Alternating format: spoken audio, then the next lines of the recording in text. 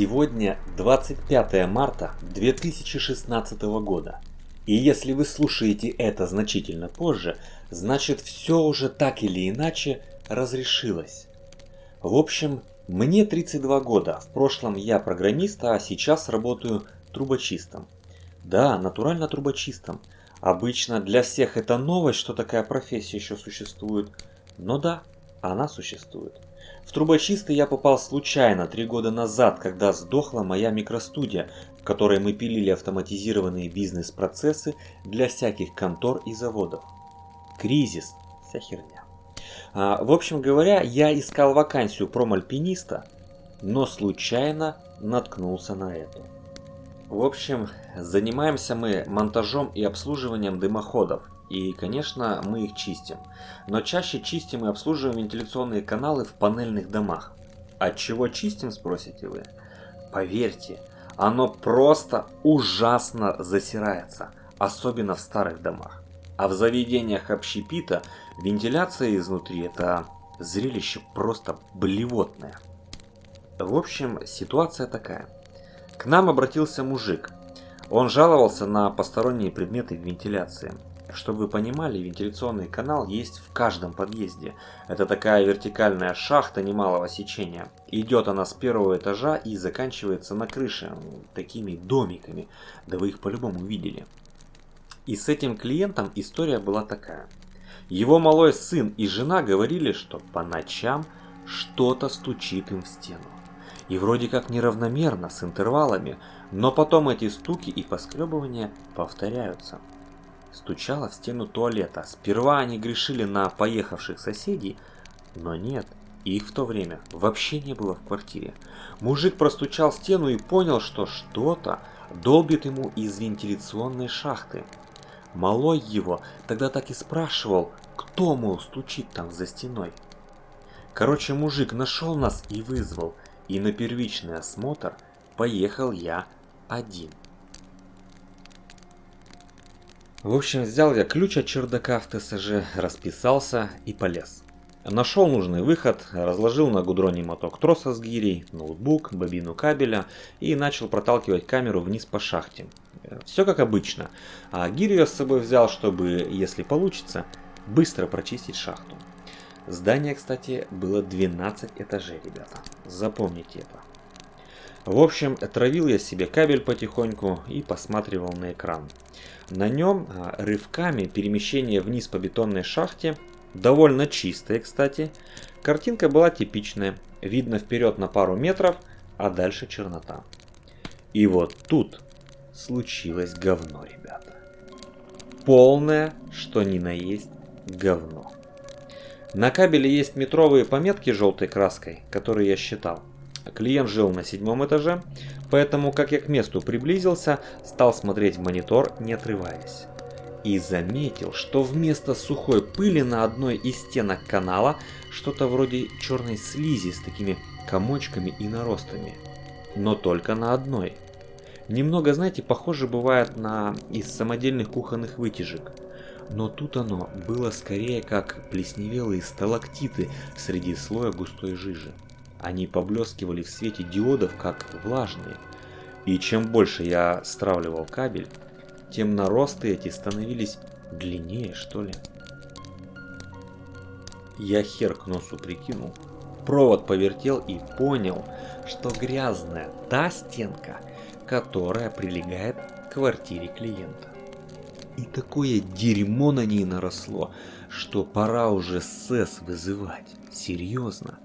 Абсолютно нездоровое что-то. Точно, на уровне 7 этажа я остановился, но там не было ничего, кроме этой плесени. Ничто не зацепилось, болтаясь за провод или арматуру, ничего такого. Я тогда еще подумал, какие споры эта растительность может распространять по всему дому. Решил спуститься, но подумал, ну что-то с этой стеной шахты не так. Вернулся назад, и вот стою я на крыше в своей робе, держу кабель, смотрю в сторону на ноут и натурально охуеваю. На бетонной стене общей шахты, на уровне квартиры клиента, все покрыто плесенью, Но все равно отчетливо видны выбоины, царапины, недоковыренные какие-то дырочки, и создается, знаете, такое полное ощущение, что кто-то очень долго лез сквозь железобетон. И успешно лез. Я вижу арматуру, а сами углубления глубиной сантиметров 5-6. Да сама стена, ребята, не намного толще. И вот здесь я занервничал. Да, но болезненным мистицизмом отродясь я не страдал, да и не пацан уже. Слушайте, а может быть при строительстве обкололи бетон, а? Как вы считаете, ребята? Могли при строительстве дома просто обколоть этот бетон? Да или нет? Напишите об этом в комментарии. Ну а ведь плесень-то лезет из чьей-нибудь кладовки в подвале, да? Где 3 мешка картошки на год просто забыли. Возможно такое? Возможно. В общем, стал я опускать камеру дальше, решил дойти до самого низа. И знаете, ребята, так ведь оно и оказалось. На 5-м этаже уже все стены шахты были в толстом слое плесени. Я старался как мог не изгваздать провод, но на уровне 3-го этажа, из темноты на границе видимости, на меня уставилось безглазое белое лицо. Это было похоже на неподвижную маску из фаянса, смотревшую прямо в объектив. На месте глазниц черные дырки, и больше не видно ничего. От внезапности я на долю секунды отпустил кабель, и он скользнул на метр вниз под собственным весом. Картинка на мониторе прыгнула вперед прямо к белому лицу, и ничего все равно не увидел, только эту маску и темноту за ней. Но когда я тут же крепко схватил кабель, лицо стало приближаться само. Матерясь от ужаса, я как мог быстро вытягивал кабель, уставившись в монитор выпученными глазами. Взмок насквозь холодным потом, стало тошнить. Неподвижное лицо то пропадало в темноте, то оказывалось близко к камере. Оно преследовало светящуюся камеру, и оно, как я понял, в один момент добралось бы до крыши. Клянусь, я уже слышал из отверстия шорох и хлюпанье, с которым оно перемещалось там, внизу. Кажется, уже даже не матерясь, я, поскуливая, как побитая собака, на автомате наступил на шнур, нагнулся, подобрал гирю и бросил ее в шахту.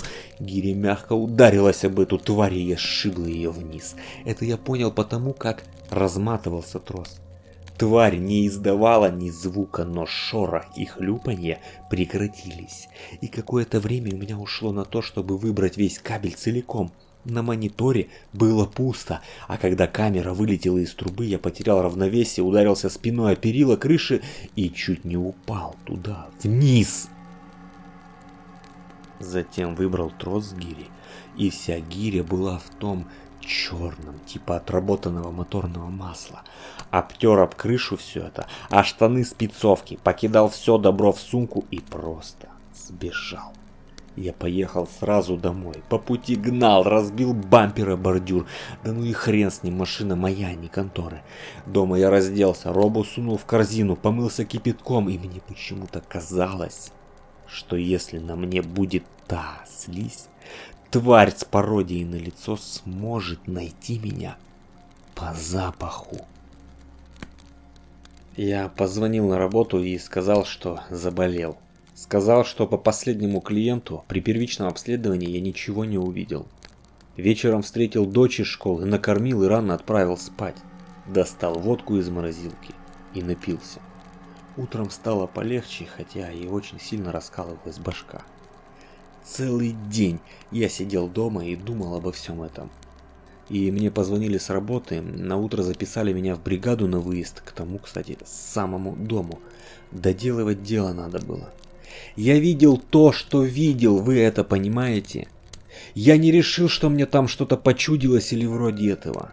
И вдвоем с напарником уже вроде и не так страшно. Про себя решил, что мы посмотрим вместе до 7-го этажа и ниже не пойдем, а просто свалим оттуда. Не нашли ничего и не нашли. Короче, успокоил я себя и вечером еще раз выпил для храбрости. На крыше первым делом я надел пояс и пристегнулся карабином к перилам. Серега хмыкнул, но ничего не сказал, и сам он пристегиваться не стал. Начали опускать камеру, я ее опускал, а Серега смотрел на экран и командовал. Плесень на стенах теперь доходила уже до 11 этажа. Сергей вслух рассуждал, что это может быть такое.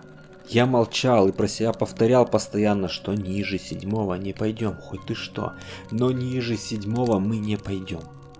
Но ниже и не понадобилось. Эта тварь ждала нас на 7-м этаже. Понимаете? Эта тварь ждала нас. Мне экран ноута видно не было, но я все понял, когда Сергей закричал.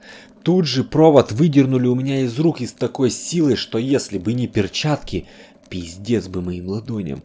На этот раз все было очень быстро. Я успел услышать из вентиляции шум и бульканье и что-то еще. Отпрыгнуть в сторону. Сергей как раз поворачивался, и выход канала будто взорвался. Жестяной навес от дождя над ним улетел, громыхая в сторону, и из черного провода во все стороны брызнули какие-то гадкие черные нити или полоски. Непонятно было.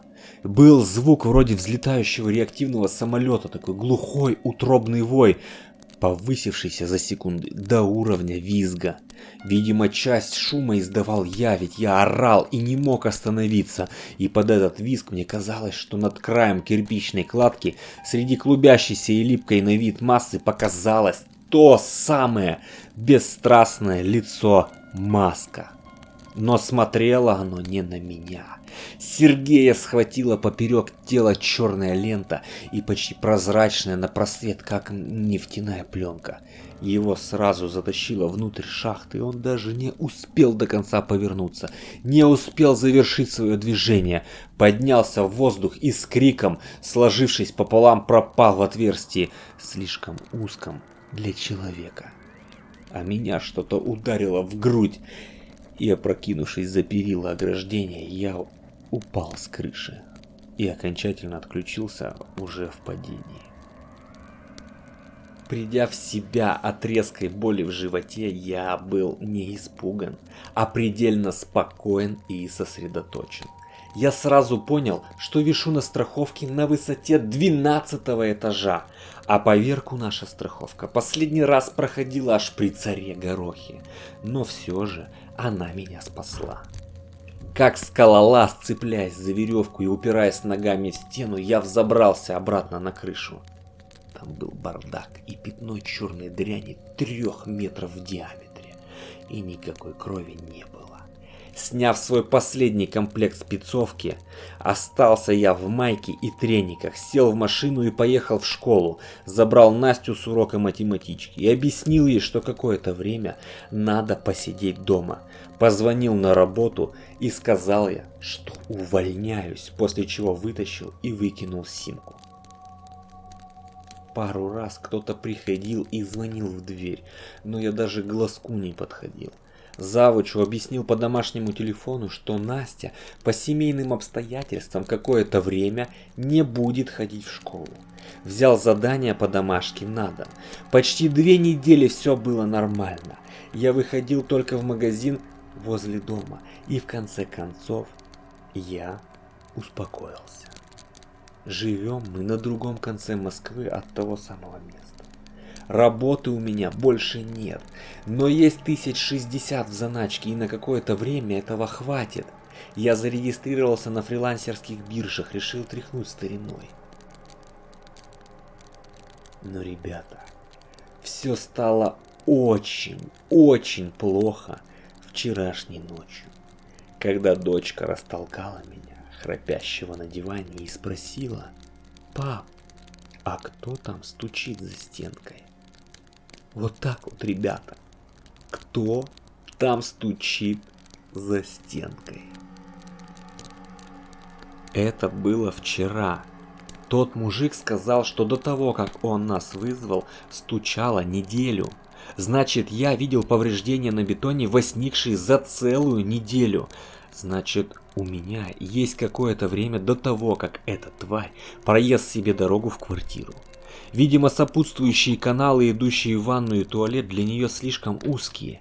Я не знаю, как она нас нашла, и, наверное, это все-таки моя вина.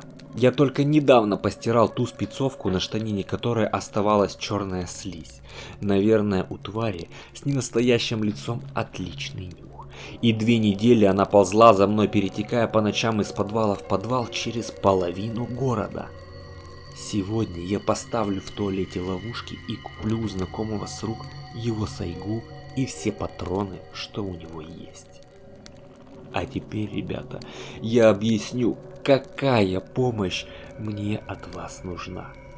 Мне некуда пристроить дочь, но ее нужно обязательно отсюда убрать. Она отличная девочка, очень воспитанная и не принесет вам никаких проблем. Я буду регулярно ее навещать, и все расходы и издержки я вам возмещу. Никаких родственников ни по моей линии, ни по линии ее покойной матери у нас нет. И мне нужно, чтобы вы приняли ее у себя. Ненадолго, всего лишь на пару недель.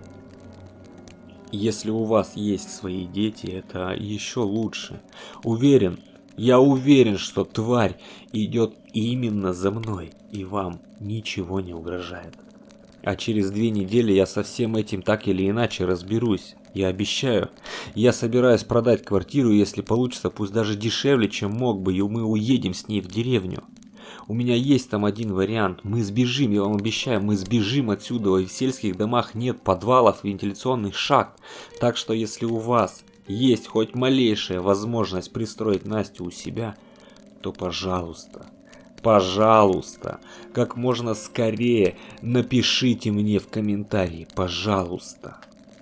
А с тем, что стучит за моей стенкой, уж поверьте, я разберусь.